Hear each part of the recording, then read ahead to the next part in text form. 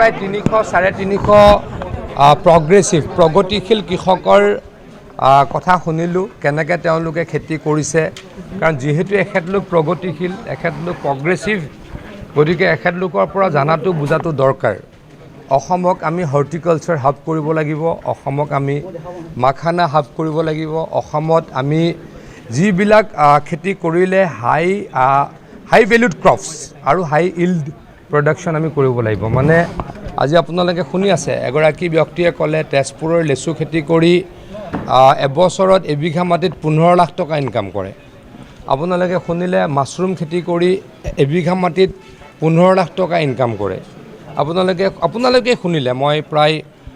কেইঘণ্টা 10:30 পৰা 3:40লৈকে বহিছোঁ আপোনালোকে শুনিছে যে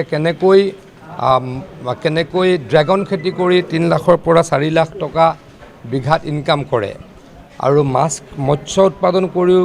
এজন ব্যক্তিয়ে মাৰ্চিডিজ কিনাৰ সপোন দেখিছে 3খন গাড়ী অলৰেডি তেওঁৰ আছে গতিকে এইবিলাক ছাকচেছ ষ্টৰী এইবিলাকৰ পৰা ৰাইজ মটিভেটেড হ'ব লাগে উঠি অহা প্ৰজন্ম মটিভেটেড হ'ব লাগে আৰু এখেতলোকে যিখিনি আমাক কৈছে আজি যিমানখিনি পাৰোঁ বা ফাৰ্ম মেকানাইজেশ্যনৰ কথা কৈছে আৰু ক'ৰবাত আমাৰ এয়াৰপৰ্টত টাৰ্মিনেল বনোৱাৰ কথা কৈছে কাৰ্গো টাৰ্মিনেল বহুখিনি এডভাইচ আহিছে পৰৱৰ্তী সময়ত নিশ্চয়কৈ কাম কৰিম এটা কথা মই আপোনালোকক ক'ব পাৰোঁ এই ক্ষেত্ৰত পুঁজিৰ অভাৱ নাই যিখিনি আমাক লাগে উভৈনদী বুলিতো নকওঁ কিন্তু যিখিনি লাগে তাৰ অভাৱ নাই আৰু জলসিঞ্চনৰ ক্ষেত্ৰতো যথেষ্ট কাম কৰিম এটা কথা মই ক্লিয়াৰলি ক'ব পাৰোঁ অহা 5 বছৰত অসমত বৰ্তমান 21% খেতি কৰা মাটিত জলসিঞ্চন আছে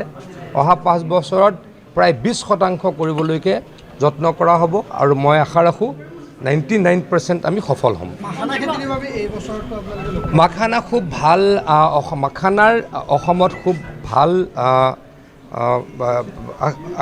সম্ভাৱনা আছে মানে অসমত খাল বিল উভৈনদী হৈ আছে অসমত দলনিয়ে কওক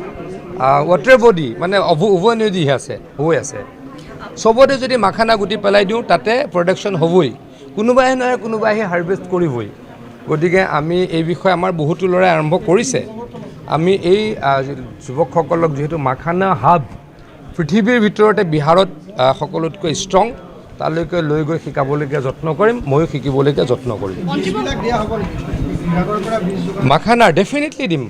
ডেফিনেটলি দিম আপোনালোকে গম পাব এই বছৰ আমি প্ৰায় ফুলৰে সৈতে ফুলখিনি মই হিচাপ অলপ কম কৰোঁ সৰু সৰু পুলি কিন্তু ফুলৰে সৈতে প্ৰায় 55 লাখ পুলি ইতিমধ্যে বিলালোঁ ফল মূলৰ পুলি ইতিমধ্যে 16 লাখ বিলালোঁ আপোনালোকে খবৰ ল'ব গ্ৰাউণ্ডত গুচি গৈছে কিন্তু অহা বছৰৰ পৰা আৰম্ভ কৰিম বছৰত 7-8 কোটি মিনিমাম ফল মূলৰ পুলি বিলামেই এই ক্ষেত্ৰত মুখ্যমন্ত্ৰী ডাঙৰীয়ে পূৰ্ণ সহযোগিতা দিছে কেচিচি ঋণৰ ক্ষেত্ৰত অসুবিধা আছে অসমৰ কৃষকসকলে প্ৰায় 2000 কোটি টকা ডিফল্টাৰ হৈ আছে কেনেকৈ আমি সমাধান কৰিব পৰাৰ চেষ্টা কৰি আছোঁ বৰ্তমান বেংকে কেচিচি লোন দিবলৈ কষ্ট পাই আছে এই ক্ষেত্ৰতো সমাধান কৰিবলৈ প্ৰচেষ্টা চলাই আছোঁ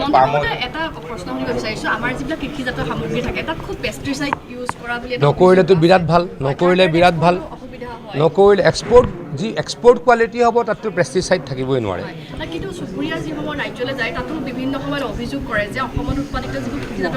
ৰাইজক অনুৰোধ কৰিছোঁ যাতে কম পেষ্টিচাইড দিয়ে কম সাৰ দিয়ে পাৰিলে নিদিয়েই ৰাইজকতো অনুৰোধ আমি কৰি আছোঁ এইবিলাক চব উৰা বাতৰি আপোনালোকে মালয়েছিয়াখন ধ্বংস হৈ যোৱা দেখিছে নেকি ইণ্ডোনেছিয়াখন ধ্বংস হৈ যোৱা দেখিছে নেকি মালয়েছিয়া ইণ্ডোনেছিয়া পাম অইলৰ হাব সেইবিলাক দেশটো আমাতকৈ আগুৱাইহে গৈছে ক'ব গ'লে 2 লাখ কোটি টকাৰ এডিবল অইল ভাৰতৰ বেলেগ ৰাষ্ট্ৰৰ পৰা আনিব লাগে ইয়াত যদি আমি পাম অইল কৰোঁ আমি সেল্ফ ডিপেণ্ডেণ্ট হ'ম আমাৰ টকা বাচিব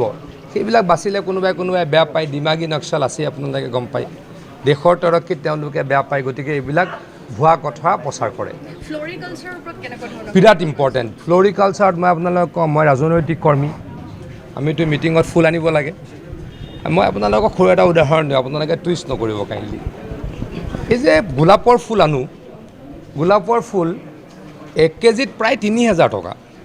আচৰিত কথা ক'বলৈ ক'লে গোলাপৰ পাহি 1 কেজিত প্ৰায় 3000 টকা আমি কলিকতাৰ পৰা আনিব লাগে আৰু আনিব লাগে কিহত ফ্লাইটত